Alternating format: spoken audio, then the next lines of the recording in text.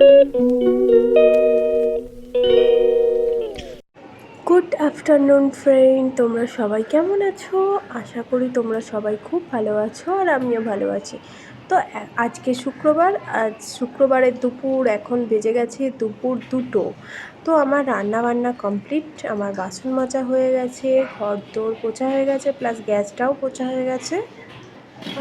এখানে করে নিয়েছি আমি ভাত, এর মধ্যে আছে আলু সিদ্ধ, ঝিঙে সেদ্ধ আর পেঁপে সিদ্ধ, এর মধ্যেই দিয়েছি। আর এখানে আমি করে নিয়েছি মুগের ডাল, আর এটা হলো বেগুন দিয়ে মুগের ডালটা আমার বর খুব ভালো খায়। তো এটা হলো পটল আলুর তরকারি নিরামিষ। আর এখানে আছে উচ্ছে ভাজা, আর এটা লাল নোটে শাক না, এটা সাদা নোটে শাক, যে নোটে শাক হয় ওইটা ভাজা বেগুন দিয়ে। তো আমার বর একদিনই ছুটি পায়, শুক্রবার, আর শুক্রবারেই নিরামিষ খেতে হয়, এটা ওর কাছে খুবই দুঃখজনক।